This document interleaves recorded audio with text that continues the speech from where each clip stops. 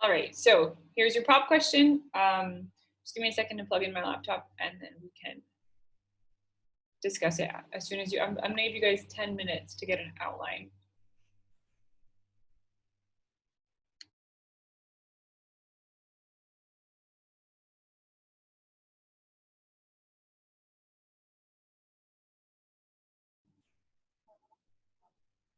Okay, so the first thing that I want to talk about is what do you guys think is going to be the focus of this question? Just like we discussed for essay questions, there's always going to be one element that requires a little bit more discussion than the rest of the elements of this chapter. Of course, the three factors, the three elements of a lease are going to be discussed here in the beginning. Leases is what I would call your stereotypical property question.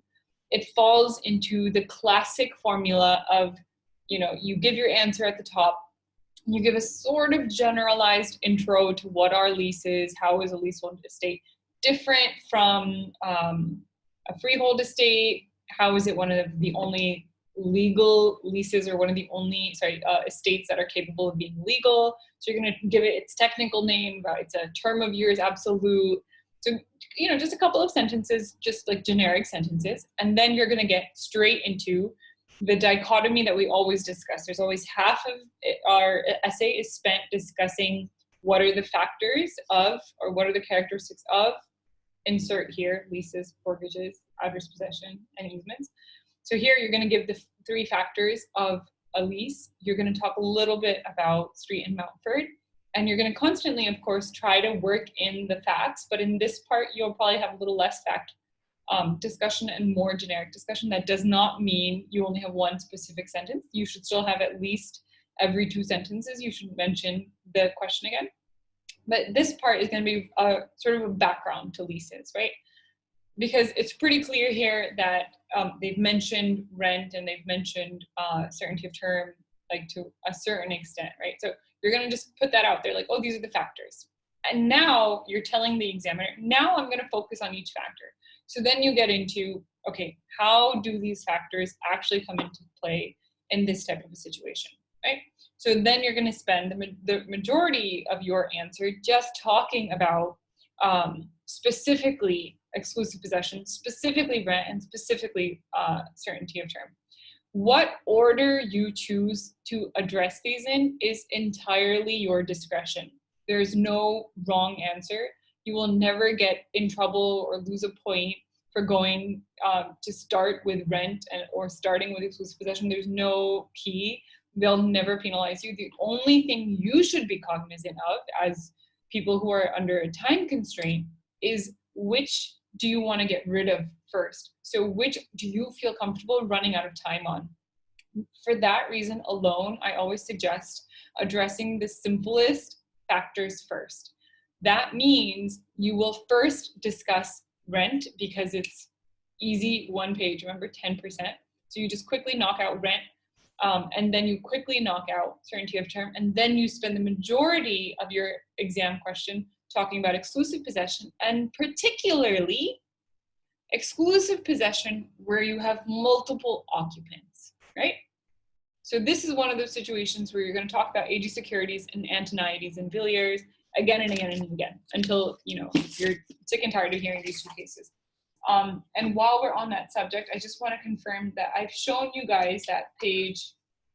I think I shared previously that screen with you guys where I compared the 2 cases of Antoniades and Villiers as well as AG securities and bond.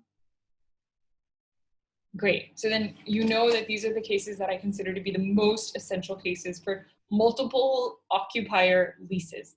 You can use jointly occupied leases, or more commonly we say multiple occupier leases.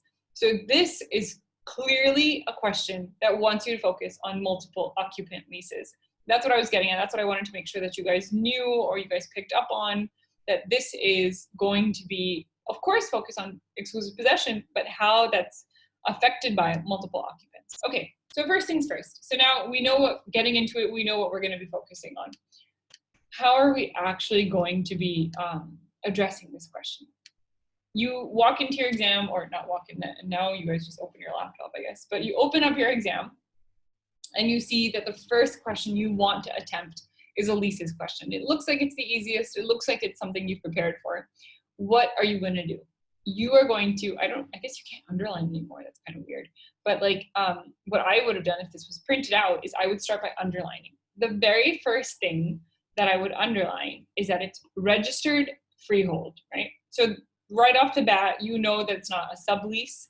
You also know that you don't have to deal with unregistered land, so you don't have to talk about first registration as a trigger or any of that. So you're not concerned about the particularities of how a lease works in unregistered land. That's a load off your shoulders. Honestly, most of the time, it's going to say it's registered freehold, but if it doesn't, it's worth the time in pointing out to the examiner that you noticed that it doesn't specify if the freehold was registered or unregistered.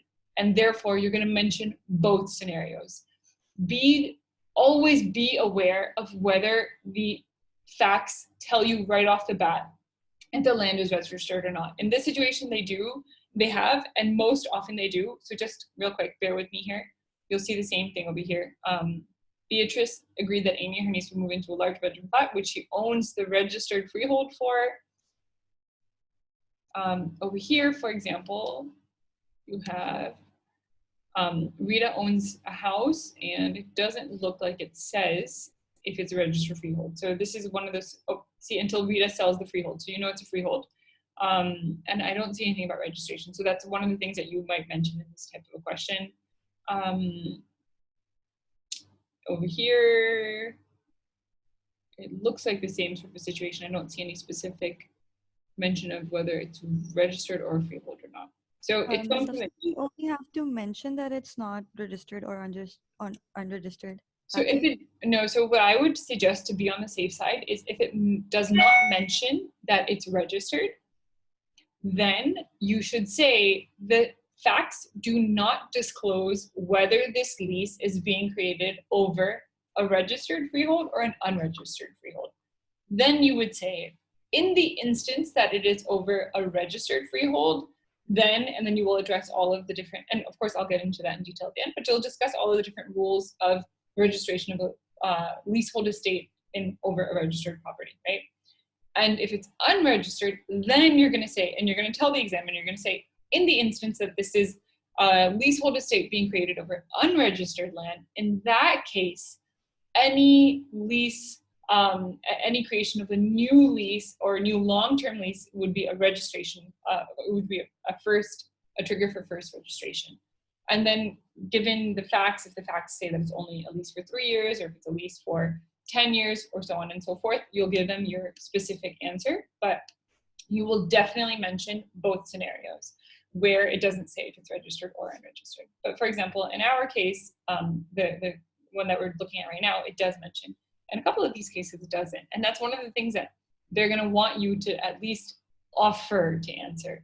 And it's totally okay if you end up focusing on just one, like if you end up answering it as if it's registered, and in the end of your question or in the beginning of your question, you say, I'm gonna answer it as if it's registered, but I'll tell you how it differs at the end. I'll tell you what I would have done differently if this were registered.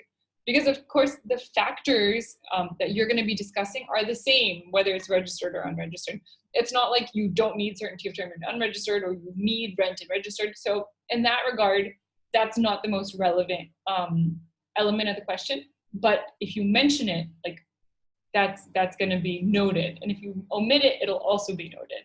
So that's why I would say that as far as is possible, always make sure to just tick it off, keep it in your mind. So like I said, this is one of the first things that I would circle, that it was a registered freehold, right? It was owned by a company, that's not really that important. But the next thing is that there was a 40-year license of the flat. This should set off alarm bells for you. This means Bruton is going to be relevant. It's going to be one of the questions, it's going to be one of the cases they expect you to discuss, right? And so they're going to get to a point where they're going to ask you, can you have a lease born out of a license? So you're not writing anything down right now while you're reading this question, but you're definitely setting a bookmark for yourself to come back to the fact that there was a license that was given to Dot, right? Next, before moving into the flat, sorry, B's mother is the next point. B's mother, who was the manager of the laundrette. This is a family relationship. So one of the things that's relevant often in leases is the nature of the relationship between the parties. Usually that's the nature of the relationship between the two individuals who are occupying the property together. But in this question, as well as in the next question where it says Beatrice agreed that Amy, her niece, sometimes there is an element that they'll expect you to just mention. This isn't a huge factor, but they'll definitely expect you to, like, you know, 5 to 10% of your answer, talking about what it could imply that B was entering into a contract with her mother. So the next thing that I would circle, so far we've got 3 things to circle. It's registered freehold. There was a license that was given to Dot, and Dot was B's mother. The next thing, they signed separate copies. That's another thing that you guys have to circle. Why is that? They're going to want to know, they're going to want to hear about the form versus substance debate, right? So even if you are, yes, Sabah, can you just clarify, you mean, can I repeat this point about the 2 identical documents?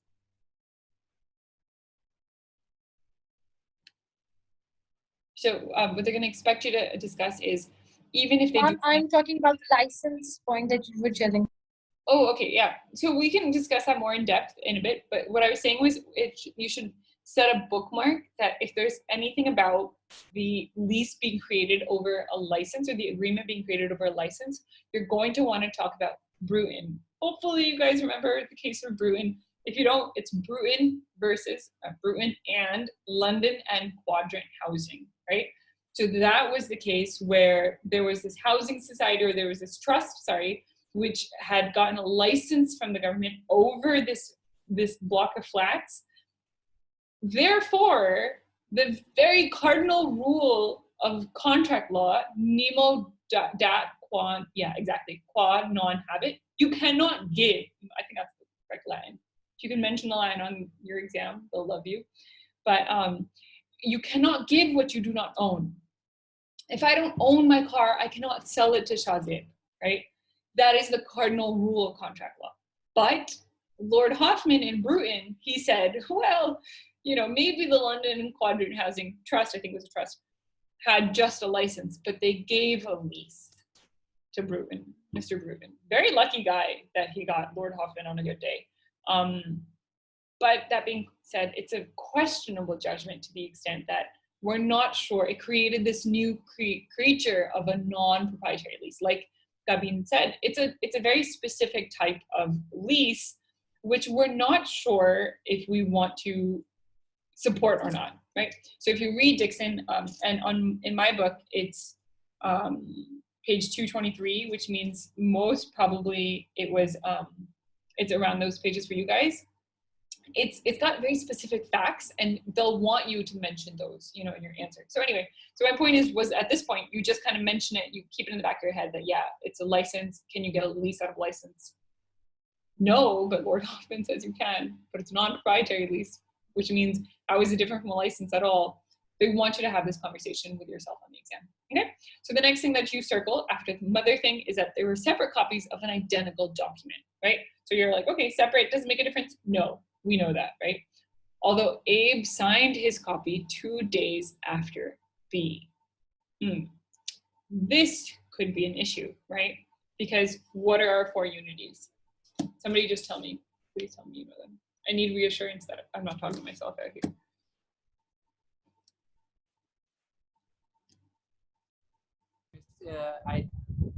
There's a unity of possession, unity of time, unity of title and interest. Yeah, good, exactly.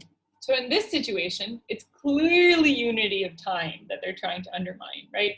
By saying that Abe signed his copy 2 days after B. So can they both have a joint lease if it started at a different time as each other? That's something you're going to want to bookmark and come back to, right? He was unexpectedly delayed on his return from holiday. That's just, nobody cares, that's fluff. Each document included the following terms. This is the meat of the matter. There are 5 terms that they're going to expect you to discuss, each one. So it's a hefty question compared to some other years. So in this, there's 5 terms. Just real quick, bear with me while I scroll down. Here, there were just 3 terms. Later on down here, again, 3 terms. So it looks like they usually stick to 3 over here as well. But up here, just showing you guys that there were 5 clauses that they're going to expect you to answer, or they're going to expect you to dissect, right? Each document included the following terms, A, B, C, D, E, and then advise them basically about what the status of the agreement is. Their way of saying, is it valid? Is it a lease, or is it a license, right? And so what are these 5 terms, and what would you circle for these?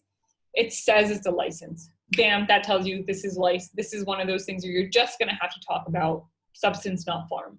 The next one, there's an occupation charge. Oh, you think you're so clever calling it an occupation charge? It's rent. We all know it's rent. Don't get ahead of yourself, like it's, no.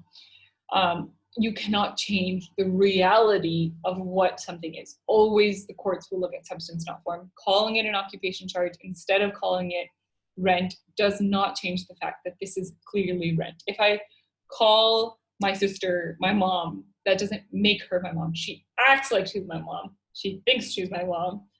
But in reality, is she my mother? No, you aren't, okay? So the point is, you can call it occupation charge all you want, but it's rent, right? The next point. Clean Ease will provide cleaning services every Sunday morning between 9 a.m. and 11 a.m. Okay, this was a really interesting one, because this is one of those situations where like you want to mention the relationship of a lodger versus a tenant. A lodger gets good. I'm glad that somebody reacted to that. A lodger is somebody who, if you guys like Sherlock Holmes, which if you don't, like, who even are you? But like, that's like the classic example of like a lodger, because he would get his meals, he would get his room cleaned, even though I don't remember her name now, but she would be like, oh, this place is disgusting, I can't clean it. And if you read the books, like, he goes into gratuitous detail about how like it's a hovel that Sherlock Holmes lives in, but he had, issues. So the point is that that's what a lodging relationship looks like, where you don't have just, your own separate space. Like the owner of the house is allowed to enter, and they're telling you that from this time to this time, I will be entering and I will be rendering services to you in addition to just giving you space, right?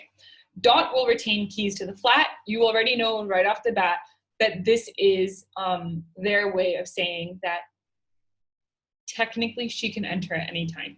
So I'm just going to scroll down really quickly again, bear with me, where it says Dot will retain keys to the flat.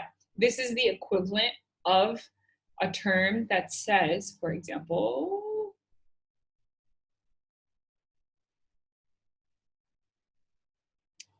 sorry, one second. So you see here, it says Rita would come in and clean the 1 hour, the flat for 1 hour every day between the hours of 7 a.m. That's the exact same term as this and this. So do you guys see how easy LEASES is? They give you the same question every year. Anyway, please do LEASES question for your exam. The other thing I was showing you guys was there was another question which said, yeah, right here. It also contained a clause that said that Fraser's son, Leslie, can come and stay whenever. Yeah, I'll start the meeting again. I just wanted to mention all of these as like an intro point before starting the next one. So the last one is actually just a fact. It's not a clause. So this may be a formatting error on my end. But it says the cleaning services have only been provided once, which means that in reality, even if the terms said that they would be allowed to enter every single Sunday at this time, they never have. So the court will look at practice, right? So I'm just going to end the meeting so that we can start a new one. But this was just, this was what we'll call, I guess, an intro to LEASES prop. And then we'll get into a little bit more detail when I restart the session, right? Okay, so sorry, just about the last one. They've only been provided once. So that's something you want to bookmark as well, so that you know that I'm going to come back and I'm going to discuss about what was their party's intention versus what do the parties actually do. And was this just put in here as a sham device, right? You guys remember sham devices? All right, I'm ending the class and just click the same link.